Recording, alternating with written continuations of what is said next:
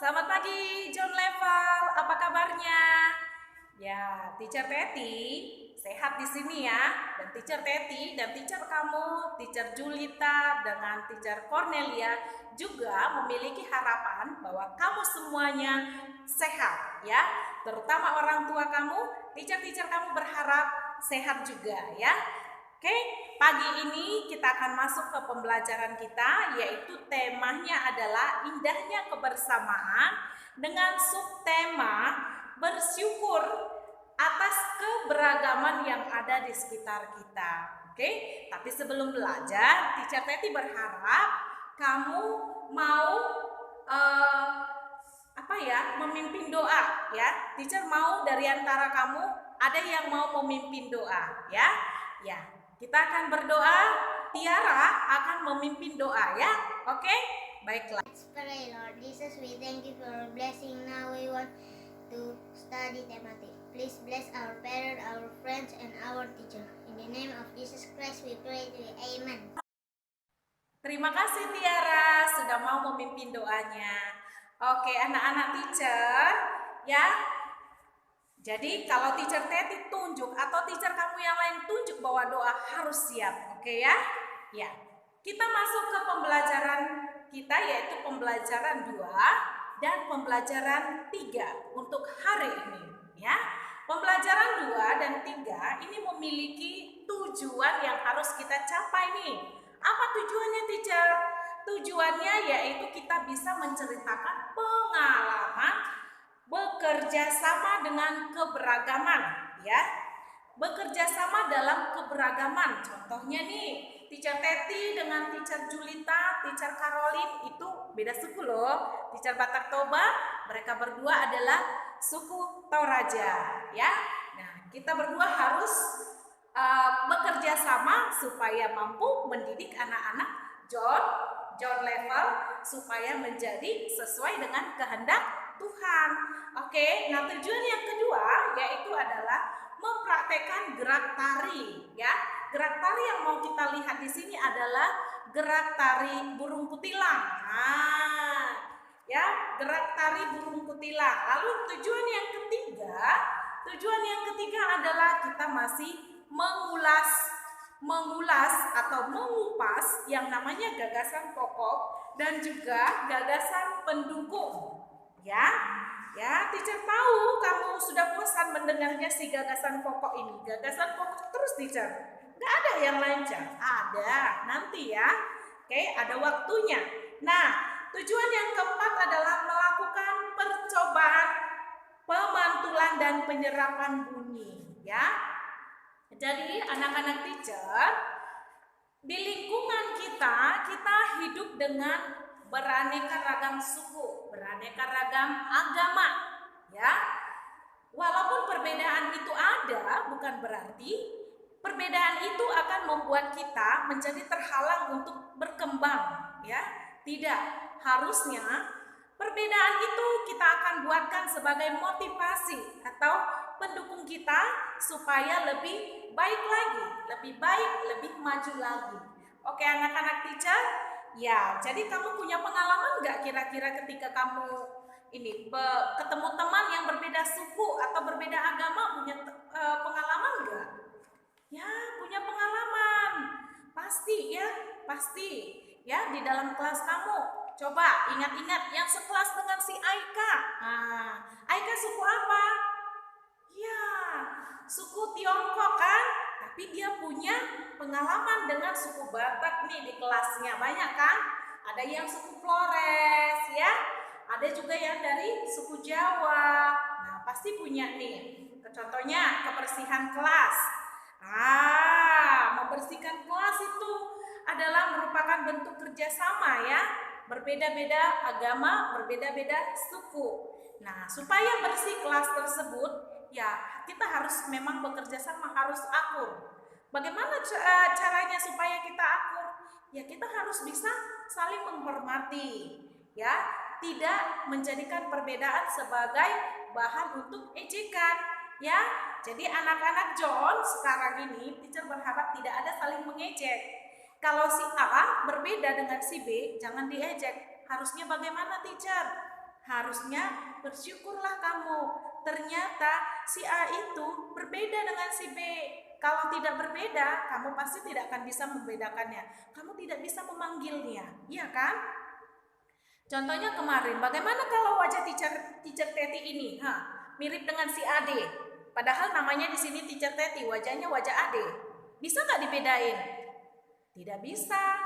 Ya, harus ada perbedaan supaya menjadi lebih indah. Oke. Nah, hal tersebut adalah pengalaman dalam bekerja sama dalam perbedaan.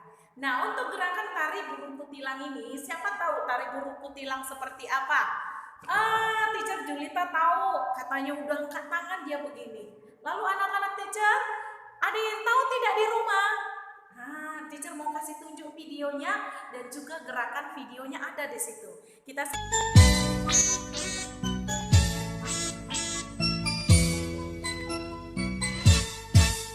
di pucuk pohon cempaka burung kutilang berbunyi bersiul-siul sepanjang hari dengan tak jemu-jemu mengangguk-angguk sambil berseru trilili-lili-lili sambil berloncat-loncatan paruhnya selalu terbuka digeleng-gelengkan kepalanya menentang langit biru tandanya suka ia berseru trilili-lili-lili.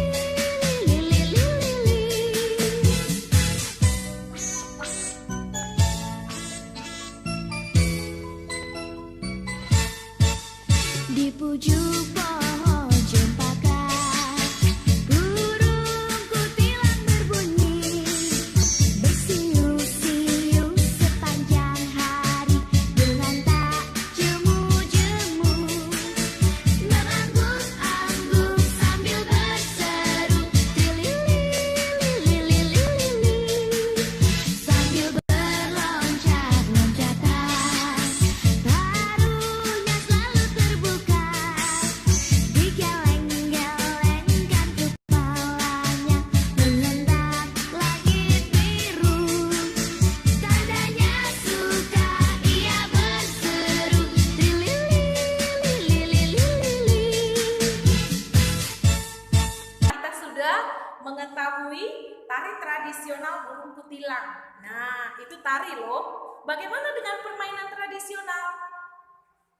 Di buku kamu ada permainan tradisional engklek. Siapa pernah bermain permainan engklek? Ayo, tunjuk tangannya siapa? Iya, mamanya di belakang juga tunjuk tangan. Mamanya pernah main engklek. Betul sekali. Teacher Teti juga waktu kecil sering bermain engklek, ya. Nah, di sini ada halaman 92 teks mengenai permainan engklek, ya. Nah, teacher mau ajak kamu untuk mencari gagasan pokoknya setiap paragraf, ya. Nah, teacher mau tanya dulu, ada berapa paragraf di situ? Ya, tersebut terdiri dari 3 paragraf. Nah, kita mau membaca masing-masing paragraf dulu ya. Paragraf yang pertama, katanya di situ, coba. Nah, judulnya adalah permainan engklek, ya. Engklek merupakan salah satu permainan tradisional Indonesia. Lalu permainan engklek dimainkan oleh 3 sampai 5 orang. Perlengkapan yang diperlukan dalam permainan engklek yaitu batu kapur atau ranting dan gacor. Batu kapur atau ranting digunakan untuk menggambar petak engklek, ya. Sedangkan gaco digunakan untuk menunjukkan petak. Gaco biasanya berupa pecahan genting atau pecahan genting itu maksudnya pecahan asbes, ya. Nah, oke, kita mau cari gagasan pokoknya. Apa sih yang dibicarakan di paragraf pertama ini? Apa sih? Tadi kan sudah teacher baca. Apa? Ada yang bisa? Siapa di sana? Ya, si Aika. Benar. Permainan tradisional engklek, teacher. Betul sekali. Ya, benar sekali.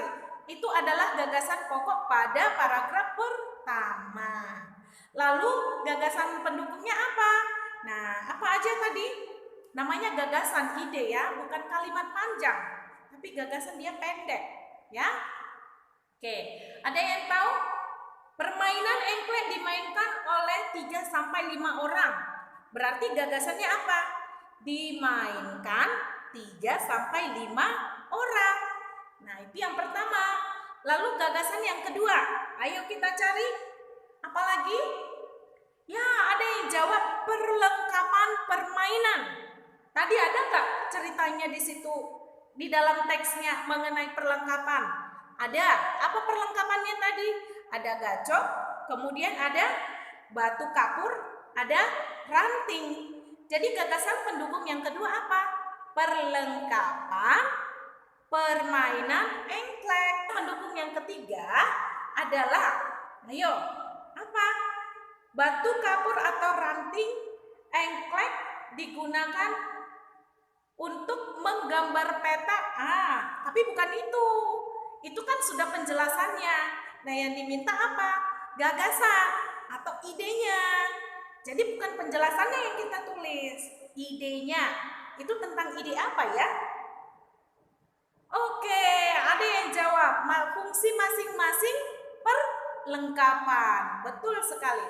Fungsi masing-masing perlengkapan. Jadi ada 3 gagasan pendukungnya. Yang pertama tadi dimainkan 3 sampai 5 orang. Yang kedua adalah perlengkapan permainan engklek. Dan yang ketiga adalah fungsi dari perlengkapan permainan engklek. Lalu paragraf keduanya. Nah nih, kita mau cari gagasan pokoknya. Ayo. Gagasan pokok pada paragraf yang kedua. Nah, dengarkan ya teksnya. Dengarkan. Bisa kamu lihat teksnya. Ya, kamu ikuti dalam hati Teacher Teti baca. Ya. Engklek dimainkan dengan cara melompati petak-petak dengan bantuan gacok. Ya. Gacok dilemparkan berdasarkan urutan petak terdekat hingga terjauh. Petak tempat gacok jatuh tidak boleh diinjak, melainkan harus dilompati. Petak pada permainan engklek digambar meninggi menyerupai gunung atau berbentuk pesawat. Petak engklek hanya dapat dilalui dengan 1 kaki. Kira-kira apa sih yang dibicarakan pada paragraf kedua itu? Ada yang tahu tidak? Apa ya? Oh, ada yang jawab. Katanya cara bermain engklek.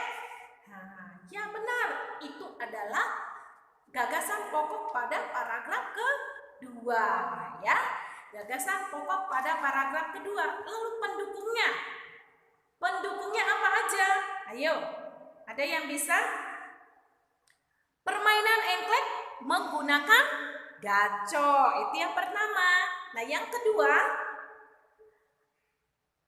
iya betul, ada peraturannya, yaitu peraturan permainan. Lalu yang ketiga, menggambar petak pada permainan engklek. Ya, ada dijelaskan kan? Nah, itu ada 3 lah gagasan pendukung pada paragraf kedua. Tadi apa gagasan pokoknya? Iya, benar sekali. Cara bermain engklek. Nah, pada paragraf ketiga, teacher mau kamu menuliskan gagasan pokok pada paragraf ketiganya. Kemudian, gagasan pendukung pada paragraf ketiganya. Kira-kira bisa nggak ya? Teacher susah. Baiklah, teacher akan bantu. Ya, teacher akan bantu. Gagasan pokok ketiga tuh. Permainan engklek bermanfaat untuk melatih kekuatan kaki. Gerakan melompati petak dengan 1 kaki dapat memperkuat tumpuan, ya, dan melatih keseimbangan tubuh. Ya, selain bermanfaat untuk fisik, permainan engklek juga bermanfaat untuk melatih mental. Saat bermain kita diajarkan untuk jujur, sportif, dan pantang menyerah. Ayo, apa gagasan pokok pada paragraf ketiga? Siapa bisa? Nah, nanti kamu tulis komentarnya ya. Nanti kamu tulis jawabannya di bagian komentar di bawah ya. Ayo, gagasan pokoknya itu. Nah, teacher kosongkan, kamu jawab ya. Nanti teacher kasih starnya. Oke, kalau kita sudah masuk nanti teacher kasih starnya di situ. Kamu harus buat di komentarnya ya. Lalu gagasan pendukungnya. Gagasan pendukungnya teacher kasih tahu nih, satu apa? Melatih kekuatan kaki. Yang kedua, ayo. Siapa bisa? Yang kedua? Ya, betul sekali. Ada yang menjawab melatih keseimbangan, Cer. Benar, melatih keseimbangan. Lalu yang ketiga? Betul, ada yang jawab menumbuhkan sikap pantang menyerah, teacher. Betul sekali, ya. Jadi anak-anak tidak boleh gampang menyerah. Harus berusaha, berusaha. Jangan kamu menemukan kesusahan kamu. Ah, mak susah. Jangan. Harus berusaha lagi, ya. Orang yang mau berusaha, orang yang mau pantang menyerah, itu ciri-cirinya nanti jadi orang sukses, ya. Oke. Nah, lalu kesimpulan teksnya apa, teacher? Kesimpulannya, perhatikan caranya ya. Caranya melihat masing-masing gagasan pokoknya, ya. Kesimpulan pada teks tersebut adalah, dengarkan, permainan tradisional engklek dimainkan 3 sampai 5 orang. Titik. Dan permainan ini menggunakan gacor dan gambar petak serta perlengkapan lainnya.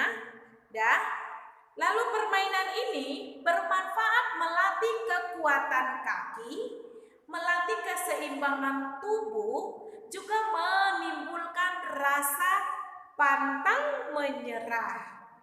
Itu kesimpulannya. Nah, bisa kan anak-anak teacher mengambil sebuah gagasan pokok, gagasan pendukung, kemudian membuat kesimpulannya? Ya pasti bisa, teacher. Iya, benar sekali. Nah, oke, siapa di sini pernah pulang kampung? Pulang kampung, teacher Julita pulang kampung katanya pernah. Kira-kira di kampungnya itu ada apa ya? Ada nggak pegunungan? Nggak ada. Oh, ada katanya. Iya, teacher Teti juga. Di kampungnya teacher, tuh banyak pegunungan. Kadang-kadang teacher Teti teriak tuh di pegunungan. Terus seolah-olah seperti ada juga yang ikut teriak. Nah, sebenarnya yang terjadi di situ adalah pemantulan bunyi. Nah, siapa pernah di sini nonton di bioskop? Ayo, nonton di bioskop. Iya, banyak ternyata anak-anak teacher yang pernah nonton di bioskop. Ketika filmnya itu diputar, ketika ada suara bagaimana suaranya? Kira-kira menggelegar nggak? Iya, itu karena apa?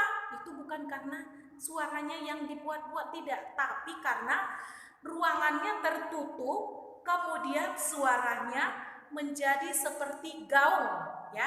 Artinya dipantulkan dia, tapi proses pemantulannya dinamakan gaung, ya.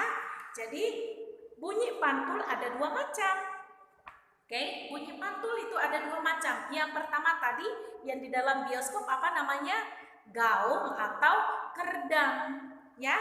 Gaung atau kerdam terdengar dia bersamaan dengan bunyi aslinya, ya, sehingga membuat bunyi asli tidak terdengar dengan jelas, ya. Lalu pemantulan yang kedua ada namanya gema, ya, yang tadi teacher katakan di mana? Di bukit atau di pegunungan, ya. Terdengar ini setelah bunyi asli terjadi baru dia nyusul ngikut, ya. Nah, ini terjadi jika jarak sumber bunyi jauh dengan, ya, bidang pemantulnya. Jadi sangat jauh. Jadi ketika kita berada di gunung, teacher Teti ini di sini, gunungnya di sana. Jadi jauh, ya. Nah, itu adalah dua jenis bunyi pantul, ya. Nah, teacher mau kamu coba melakukan halaman 94-nya, bisa nggak ya kira-kira ya? Coba kamu berdiri di setiap sudut ruangan, sudut ruangan rumah ya nak ya. Jangan pergi ke sudut ruangan rumah tetangga, rumah kamu aja nak ya. Oke? Ya.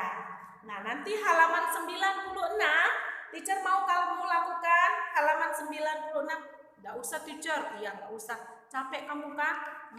Yang penting laporan kamu ada ya halaman 94 dan juga jangan lupa tulis jawaban gagasan pokok pada paragraf ketiga yang tadi ya, di komentar aja dibuat ya. Oke ya nak ya. Baiklah, teacher berharap dengan pembelajaran hari ini kamu punya rasa pantang menyerah ya. Kemudian kamu punya kemauan untuk berusaha. Oke, anak-anak teacher. Baiklah, untuk hari ini kita sudahi pembelajaran kita. Kita berdoa ya. Anak-anak teacher, kita berdoa. Kali ini teacher Teti yang tutup. Tadi temannya sudah menutup ya. Baiklah, membuka ya. Ya, kita berdoa. Terima kasih Tuhan Yesus atas berkat dan luar biasa yang Kau berikan kepada kami, sehingga kami masih memiliki kesempatan lagi Tuhan untuk dapat menimba ilmu Tuhan di pembelajaran tematik hari ini. Tuhan, untuk kegiatan selanjutnya kami mau serahkan ke dalam tangan-Mu. Biarlah Tuhan yang menyertai kami, biarlah Tuhan yang memberkati kedua orang tua kami di pekerjaannya masing-masing. Tuhan kiranya memberikan mereka kesehatan. Terima kasih Tuhan Yesus. Amin. Bye-bye.